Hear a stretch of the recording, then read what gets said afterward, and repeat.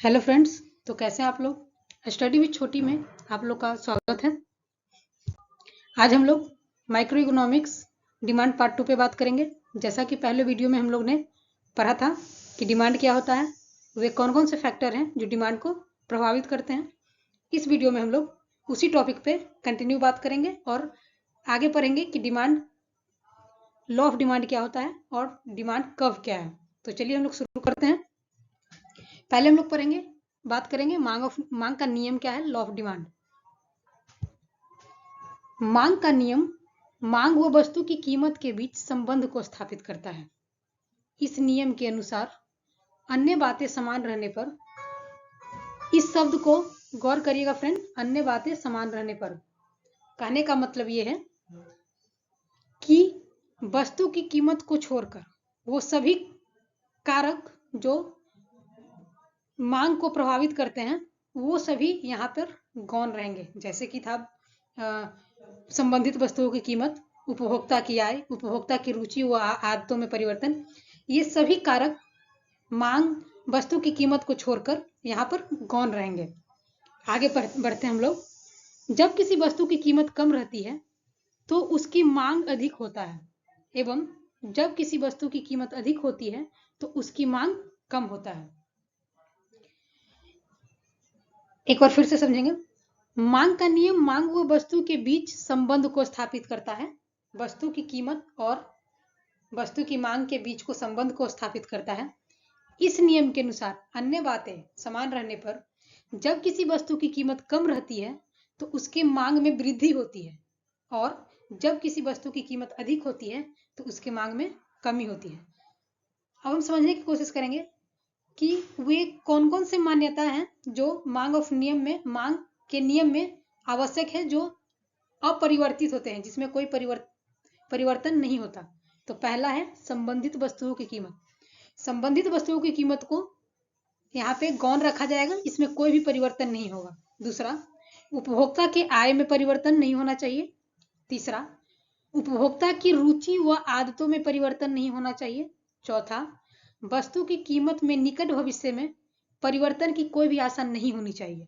पांचवा, वस्तु के लिए नई प्रतिस्थापन वस्तुओं की खोज नहीं होनी चाहिए। अब हम मांग वक्र के बारे में पढ़ेंगे कि मांग वक्र क्या होता है, जिसे इंग्लिश में डिमांड कर्व बोलते हैं। मांग वक्र जब किसी वस्तु की विभिन्न मांग की मात्राओं और उनसे संबंधित कीमतों को रेखा चित्र में दर्शाते हैं, तो इससे निर्मित रेखा व मांग को मांग वक्र कहते हैं। अर्थात जब वस्तु की कीमत और वस्तु की मात्रा के बीच के संबंध को जब किसी वक्र के द्वारा प्रदर्शित करते हैं तो उसे मांग वक्र कहते हैं। हम लॉ ऑफ डिमांड को टेबल के माध्यम से समझने की कोशिश करेंगे। किसी महीने, मान ले ए महीने में किसी वस्तु की कीमत 50 पैसे है, तो उस महीने 7 केजी वस्तु की डिमांड होगी। बी मंथ में जब उसी वस्तु की कीमत बढ़कर 1 रुपये हो जाती है तो उस वस्तु की मात्रा में कमी होगी और उस मंथ 5 केजी वस्तु की डिमांड होगी। सी मंथ में जब उसी वस्तु की कीमत बढ़कर 1.5 रुपये हो जाएगी तो 3.5 केजी वस्तु की डिमांड होगी। इस तरह हम देखेंगे जैसे जैसे वस्तु की कीमत में वृद्धि हो रही है वैसे वैसे वस्तु की मात्रा में कमी हो रही है। इस टेबल को हम यहाँ ग्राफ पे समझने की कोशिश करेंगे कि जब ए मंथ में वस्तु की कीमत 50 पैसे थी तो उस वस्तु की मांगी गई मात्रा 7 केजी थी। बी मंथ में जब वस्तु की कीमत 1 रुपये थी तो उसकी मात्रा में कमी आई और उसका डिमांड 5 केजी हो गया। सी मंथ में जब वस्तु की कीमत 1.5 रुपये हुई तो उसकी मांगी गई मात्रा में फिर कमी हुई और उसका डिमांड 4 केजी हो गया। इस तरह हम देखेंगे कि जैसे जैसे वस्तु की कीमत में वृद्धि हो रही है वैसे वैसे वस्तु की मांगी गई मात्रा में कमी हो रही है। दोस्तों, अब हम नेक्स्ट स्लाइड पे आएंगे। मांग वक्र का ढलान नीचे की दाईं ओर ढालू होता है क्योंकि वस्तु की मांग वह वस्तु की कीमत में व्युत्क्रमानुपातिक संबंध होता है। व्युत्क्रमानुपातिक, जिसे इंग्लिश में इनवर्सली प्रोपोर्शनल कहेंगे। तो friend, P inversely proportional to 1/D means वस्तु की कीमत और वस्तु की मांग में विपरीत संबंध है। इसे हम ग्राफ पे समझने की कोशिश करेंगे। यहां हम देखेंगे कि ये जो हमारा कर्व है वो नीचे की ओर ढालू है, मतलब ये नीचे की ओर इसके ढलान है। तो जैसे जैसे वस्तु की कीमत में वृद्धि हो रही है वैसे वैसे वस्तु की मात्रा में कमी हो रही है, जो एक ढालू वक्र का निर्माण करता है, जिससे यह पता चलता है कि वस्तु की कीमत और वस्तु की मात्रा में विपरीत संबंध है। फ्रेंड, ग्राफ में दिखाया गया है जैसा कि मांग वक्र में दर्शाया गया है, जब वस्तु की कीमत में वृद्धि हो रही है, समझने का प्रयास करेंगे, जब वस्तु की कीमत में वृद्धि हो रही है तब मांग में कमी हो रही है, मांग में कमी हो रही है। इसके विपरीत जब वस्तु की कीमत में कमी हो रही है, मीन्स जब वस्तु की कीमत में अगर कमी होगी, जैसे हम यहां समझने का प्रयास करेंगे इस ग्राफ से कि जैसे जैसे वस्तु की कीमत में कमी होगी वैसे वैसे उसके मांग में वृद्धि होगी। देखने का प्रयास करेंगे, जैसे जैसे वस्तु की कीमत में कमी हो रही है, 3 रुपए, 2.5 रुपए, 2 रुपए, 1.5 रुपए, 1 रुपए और 50 पैसे। फ्रेंड्स,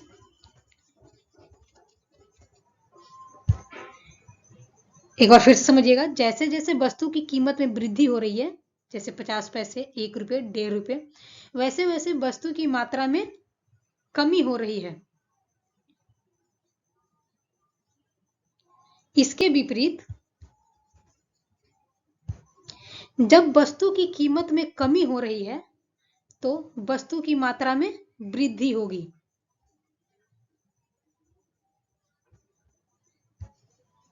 इस तरह वस्तु की कीमत और वस्तु की मांग में विपरीत, ये ग्राफ विपरीत संबंध को दर्शाता है। अब हम अगले स्लाइड पे आने की कोशिश करेंगे। मांग वक्र की विशेषता, अर्थात इस ग्राफ की क्या विशेषता है। पहला, वस्तु की कीमत व वस्तु की मांग में विलोम संबंध है। जैसा कि हम लोगों ने पीछे देखा कि जैसे जैसे वस्तु की कीमत में वृद्धि हो रही है, वस्तु की मांगी गई मात्रा में कमी आ रही है, और इसके विपरीत जैसे जैसे वस्तु की कीमत में कमी हो रही है वस्तु की मांगी गई मात्रा में वृद्धि हो रही है, और ये हमें वस्तु की कीमत और वस्तु की मांगी गई मात्रा में विपरीत संबंध को दिखाता है। दूसरा, वस्तु की कीमत स्वतंत्र चर है, अर्थात वस्तु की कीमत किसी पे निर्भर नहीं है, वो खुद ब खुद वस्तु की कीमत बढ़ती रहती है और घटती रहती है। परंतु जैसा कि तीसरा पॉइंट देखेंगे, वस्तु की मांग निर्भर चर है, अर्थात जैसे जैसे वस्तु की कीमत में वृद्धि या कमी होगी उसके अनुसार वस्तु की मांगी गई मात्रा में वृद्धि और कमी होती है। इस तरह हम कह सकते हैं दूसरे शब्दों में कि वस्तु की मांग वस्तु की कीमत पे निर्भर करती है। वस्तु की कीमत स्वतंत्र चर है लेकिन वस्तु की मांग निर्भर चर है, मीन्स स्वतंत्र चर इंडिपेंडेंट वेरिएबल, निर्भर चर डिपेंडेंट वेरिएबल। अब हम नेक्स्ट स्लाइड पे आने की कोशिश करेंगे। दोस्तों, यहाँ एक प्रश्न उठता है हमारे दिमाग में कि मांग वक्र का ढलान हमेशा ऋणात्मक या नीचे की दाईं तरफ ढलान होता है, क्यों? ऐसा क्यों होता है कि मांग वक्र का जो ढलान है वो हमेशा ऋणात्मक होता है? तो आइए हम इस सवाल के जवाब को जानने की कोशिश करेंगे। तो इसका पहला रीजन है वस्तु की कीमत। जैसा कि पीछे हमने बताया कि वस्तु की कीमत और वस्तु की मात्रा में व्युत्क्रमानुपातिक संबंध है। यहाँ वस्तु की कीमत बढ़ने से वस्तु की मांग कम हो जाती है। इसके विपरीत भी मीन्स वस्तु की कीमत में कमी होने से वस्तु की मांग में वृद्धि हो जाती है। अर्थात इन दोनों में विपरीत या विपरीत क्रमानुपातिक संबंध है। देखिए इस टेबल में दिखाया गया है कि जैसे जैसे वस्तु की कीमत में वृद्धि हो रही है, वस्तु की मांगी गई मात्रा में कमी हो रही है। उसी तरह इसके विपरीत जैसे जैसे वस्तु की कीमत में कमी हो रही है, वैसे वैसे वस्तु की मांगी गई मात्रा में भी वृद्धि हो रही है। तो इस तरह देखेंगे कि ये वस्तु की कीमत और वस्तु की मांग में विपरीत संबंध है। इसके कारण जो हमारा जो ढलान है वो नीचे की ओर दाईं ओर ढालू है। अब हम दूसरे कारण पे आने की कोशिश करेंगे, जिसे बोलते हैं प्रतिस्थापन वस्तु। यहाँ ए वस्तु की कीमत बढ़ने से बी वस्तु की मांग में वृद्धि हो जाती है, अर्थात ए वस्तु की कीमत बढ़ने से ए वस्तु की मांग में कमी हो जाती है, क्योंकि इसके बदले बी वस्तु की मांग बढ़ जाती है। दूसरे शब्दों में देखेंगे हम कि जब हम स्प्राइट को ए वस्तु मान लेंगे और पेप्सी को बी वस्तु मान लेंगे, जब ए वस्तु की कीमत में वृद्धि होती है तब ए वस्तु की मांग में कमी हो जाती है, इसके बदले बी वस्तु की मांग में वृद्धि हो जाती है। फिर समझने का प्रयास करेंगे। जब ए वस्तु की मांग में वृद्धि, ए वस्तु की कीमत में वृद्धि हो रही है तो बी वस्तु के मांग में वृद्धि हो रही है, अर्थात ए वस्तु की मांग में कमी हो रही है। तो इसीलिए हम ये कह सकते हैं कि ए वस्तु की कीमत में वृद्धि होने से ए वस्तु की मांग में कमी हो रही है, क्योंकि बी वस्तु की मांग में वृद्धि हो रही है। अब आएंगे तीसरे पॉइंट पे, घटती हुई सीमांत उपयोगिता का नियम। तो इसे डिटेल में समझने की कोशिश करेंगे। घटती हुई सीमांत उपयोगिता का नियम यह बताता है कि यदि किसी वस्तु की उपयोगिता के आधार पर उसका लगातार उपभोग किया जाता है तो धीरे धीरे उस वस्तु की उपयोगिता में, सॉरी दोस्त यहाँ उस होगा, उस वस्तु की उपयोगिता में कमी आती है, जिससे उसके मूल्य में भी कमी होती है और अंततः मांग में वृद्धि हो जाती है। तो मैं इसे समझाने का प्रयास करूंगी कि दोस्तों जब हम मार्केट में जाते हैं तो अगर हमें प्यास लगती है तो अगर हमें 5 रुपए गिलास पानी मिल रहा है तो हमें जितना इच्छा होता है पानी पीने का हम उतना ही पीते हैं। जैसे 1 गिलास पानी पिया हमने, 2 गिलास पिया, 3 गिलास पिया, एक सीमा के बाद हमें किसी भी वस्तु के उपभोग करने की इच्छा खत्म हो जाती है। जैसे कि अगर हमने 3 गिलास पानी पिया, उसके बाद हमें पानी पीने की इच्छा नहीं होती है, तब दुकानदार वाला क्या करता है कि वो उस वस्तु की कीमत में कमी कर देता है। और जब वो वस्तु की कीमत में कमी करता है और वो हमें बोलता है कि भैया ये आपने पहले 5 रुपए गिलास पानी पिया था, अब मैं 2 रुपए गिलास ही आपको पानी दूंगा, आप ले लो।